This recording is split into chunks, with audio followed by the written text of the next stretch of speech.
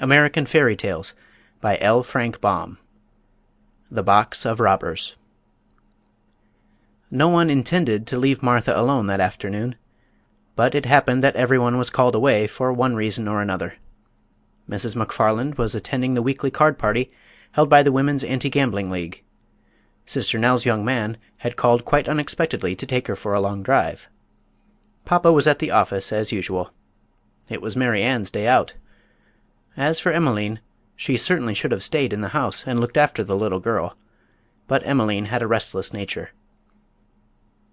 "Would you mind, miss, if I just crossed the alley to speak a word to Mrs. Carleton's girl?" she asked Martha.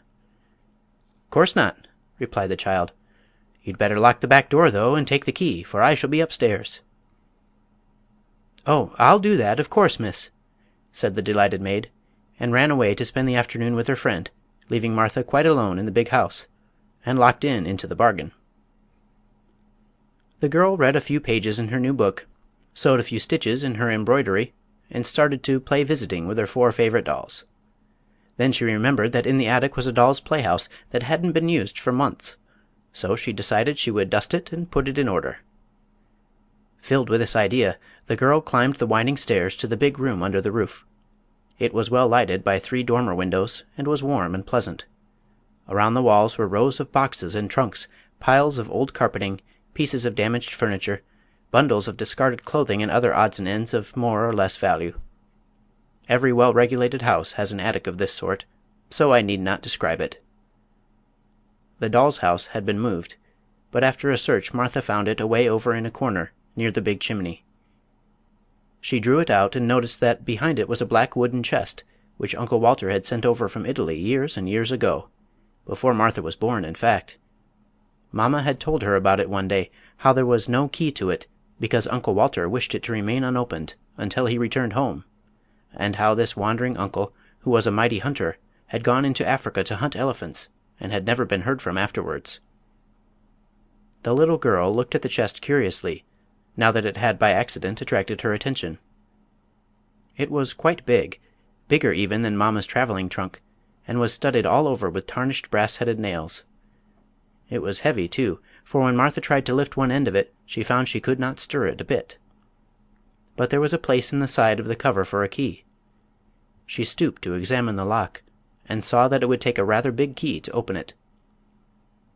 Then, as you may suspect, the little girl longed to open Uncle Walter's big box and see what was in it, for we are all curious, and little girls are just as curious as the rest of us. "I don't believe Uncle Walter'll ever come back," she thought. "Papa said once that some elephant must have killed him. If I only had a key." She stopped and clapped her little hands together gaily, as she remembered a big basket of keys on the shelf in the linen closet. They were of all sorts and sizes. Perhaps one of them would unlock the mysterious chest. She flew down the stairs, found the basket, and returned with it to the attic. Then she sat down before the brass-studded box, and began trying one key after another in the curious old lock. Some were too large, but most were too small. One would go into the lock, but would not turn. Another stuck so fast that she feared for a time that she would never get it out again. But at last, when the basket was almost empty, an oddly shaped ancient brass key slipped easily into the lock. With a cry of joy, Martha turned the key with both hands. Then she heard a sharp click, and the next moment the heavy lid flew up of its own accord. The little girl leaned over the edge of the chest in an instant, and the sight that met her eyes caused her to start back in amazement. Slowly and carefully, a man unpacked himself from the chest, stepped out upon the floor, stretched his limbs, and then took off his hat and bowed politely to the astonished child. He was tall and thin, and his face seemed badly tanned or sunburnt. Then another man emerged from the chest, yawning and rubbing his eyes like a sleepy schoolboy. He was of middle size, and his skin seemed as badly tanned as that of the first. While Martha stared open-mouthed at the remarkable sight, a third man crawled from the chest. He had the same complexion as his fellows, but was short and fat. All 3 were dressed in a curious manner. They wore short jackets of red velvet, braided with gold, and knee-breeches of sky-blue satin with silver buttons. Over their stockings were laced wide ribbons of red and yellow and blue, while their hats had broad brims with high peaked crowns, from which fluttered yards of bright-colored ribbons. They had big gold rings in their ears and rows of knives and pistols in their belts. Their eyes were black and glittering, and they wore long, fierce mustaches, curling at the ends like a pig's tail. "My, but you were heavy!" exclaimed the fat one, when he had pulled down his velvet jacket and brushed the dust from his sky-blue breeches. "And you squeezed me all out of shape." "It was unavoidable, Luigi," responded the thin man lightly. "The lid of the chest pressed me down upon you. Yet I tender you my regrets." "As for me," said the middle-sized man, carelessly rolling a cigarette and lighting it, "you must acknowledge that I have been your nearest friend for years, so do not be disagreeable." "You mustn't smoke in the attic," said Martha, recovering herself at the sight of the cigarette. "You might set the house on fire." The middle-sized man, who had not noticed her before, at this speech turned to the girl and bowed. "Since a lady requests it," said he, "I shall abandon my cigarette," and he threw it on the floor and extinguished it with his foot. "Who are you?" asked Martha, who until now had been too astonished to be frightened. "Permit us to introduce ourselves," said the thin man, flourishing his hat gracefully. "This is Luigi." The fat man nodded. "And this is Benny." The middle-sized man bowed. "And I am Victor. We are 3 bandits, Italian bandits." "Bandits?" cried Martha, with a look of horror. "Exactly. Perhaps in all the world there are not 3 other bandits so terrible and fierce as ourselves," said Victor proudly. "'Tis so," said the fat man, nodding gravely. "But it's wicked!" exclaimed Martha. "Yes, indeed," replied Victor. "We are extremely and tremendously wicked. Perhaps in all the world you could not find 3 men more wicked than those who now stand before you." "'Tis so," said the fat man approvingly. "But you shouldn't be so wicked," said the girl. It's naughty." Victor cast down his eyes and blushed. "Naughty?" gasped Benny, with a horrified look. "'Tis a hard word," said Luigi sadly, and buried his face in his hands. "I little thought," murmured Victor in a voice broken by emotion, "ever to be so reviled, and by a lady. Yet perhaps you spoke thoughtlessly. You must consider, miss, that our wickedness has an excuse. For how are we to be bandits, let me ask, unless we are wicked?" Martha was puzzled, and shook her head thoughtfully. Then she remembered something. "You can't remain bandits any longer," said she, "because you are now in America."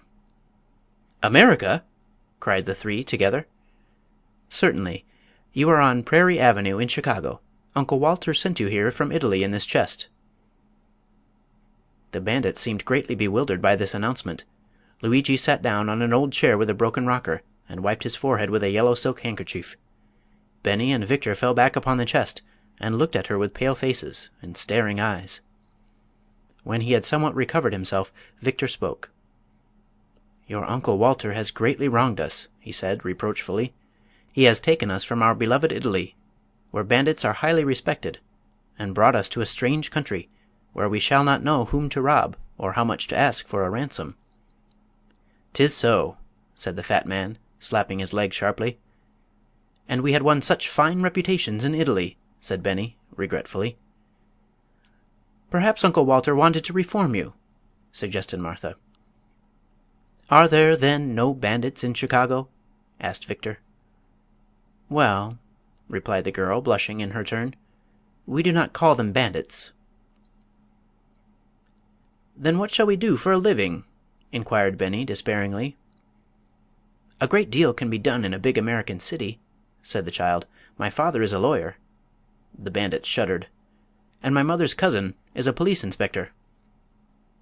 "Ah," said Victor, "that is good employment. The police need to be inspected, especially in Italy." "Everywhere," added Benny. "Then you could do other things," continued Martha, encouragingly. "You could be motormen on trolley cars, or clerks in a department store. Some people even become aldermen to earn a living." The bandits shook their heads sadly. "We are not fitted for such work," said Victor. "Our business is to rob." Martha tried to think.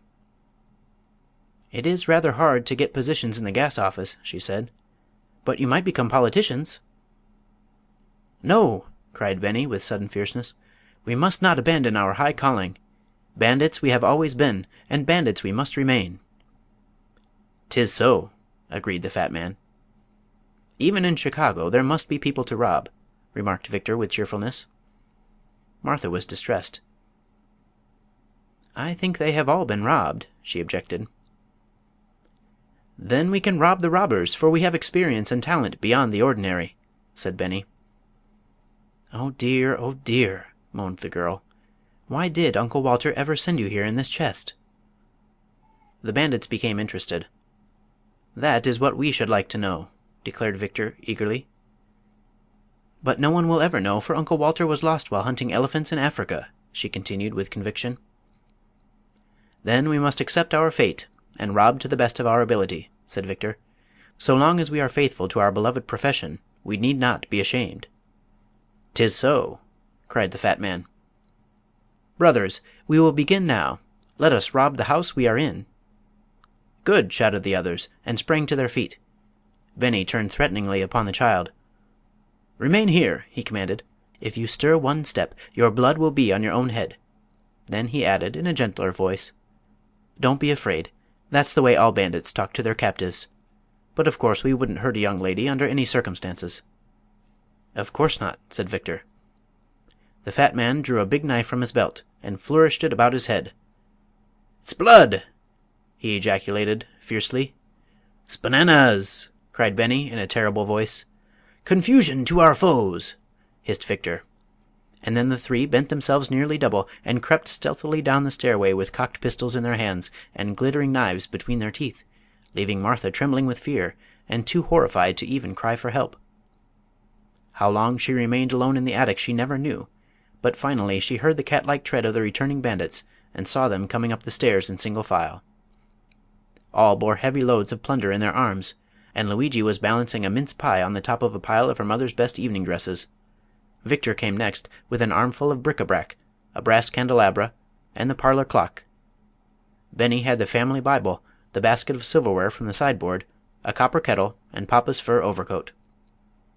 "Oh, joy!" said Victor, putting down his load. "It is pleasant to rob once more." "Oh, ecstasy!" said Benny, but he let the kettle drop on his toe and immediately began dancing around in anguish, while he muttered queer words in the Italian language. "We have much wealth," continued Victor, holding the mince pie, while Luigi added his spoils to the heap, "and all from one house. This America must be a rich place." With a dagger he then cut himself a piece of the pie and handed the remainder to his comrades, whereupon all three sat upon the floor and consumed the pie while Martha looked on sadly. "We should have a cave," remarked Benny, "for we must store our plunder in a safe place. Can you tell us of a secret cave?" he asked Martha. "There's a Mammoth Cave," she answered, "but it's in Kentucky. You would be obliged to ride on the cars a long time to get there." The three bandits looked thoughtful and munched their pie silently, but the next moment they were startled by the ringing of the electric doorbell, which was heard plainly even in the remote attic. "What's that?" demanded Victor in a hoarse voice, as the three scrambled to their feet with drawn daggers. Martha ran to the window and saw it was only the postman, who had dropped a letter in the box and gone away again. But the incident gave her an idea of how to get rid of her troublesome bandits. So she began wringing her hands as if in great distress, and cried out, "It's the police!" The robbers looked at one another with genuine alarm, and Luigi asked, tremblingly, "Are there many of them?" "112!" exclaimed Martha, after pretending to count them. "Then we are lost," declared Benny, "for we could never fight so many and live." "Are they armed?" inquired Victor, who was shivering as if cold. "Oh, yes," said she. "They have guns and swords and pistols and axes and—" "And what?" demanded Luigi. "And cannons!" The three wicked ones groaned aloud, and Benny said in a hollow voice, "I hope they will kill us quickly, and not put us to the torture. I have been told these Americans are painted Indians, who are bloodthirsty and terrible." "'Tis so," gasped the fat man with a shudder. Suddenly Martha turned from the window. "You are my friends, are you not?" she asked. "We are devoted," answered Victor. "We adore you," cried Benny. "We would die for you," added Luigi, thinking he was about to die anyway. "Then I will save you," said the girl. "How?" asked the three, with one voice. "Get back into the chest," she said. "I will then close the lid so they will be unable to find you." They looked around the room in a dazed and irresolute way, but she exclaimed: "You must be quick! They will soon be here to arrest you." Then Luigi sprang into the chest and lay flat upon the bottom. Benny tumbled in next and packed himself in the back side. Victor followed, after pausing to kiss her hand to the girl in a graceful manner. Then Martha ran up to press down the lid, but could not make it catch. "You must squeeze down," she said to them. Luigi groaned. "I am doing my best, miss," said Victor, who was nearest the top; "but although we fitted in very nicely before, the chest now seems rather small for us." "'Tis so," came the muffled voice of the fat man from the bottom. "I know what takes up the room," said Benny. "What?" inquired Victor, anxiously. "The pie," returned Benny. "'Tis so," came from the bottom, in faint accents. Then Martha sat upon the lid and pressed it down with all her weight. To her great delight the lock caught, and, springing down, she exerted all her strength and turned the key. This story should teach us not to interfere in matters that do not concern us. For, had Martha refrained from opening Uncle Walter's mysterious chest, she would not have been obliged to carry downstairs all the plunder the robbers had brought into the attic. End of The Box of Robbers. Recording by Matthew Reese. Davenport, Iowa.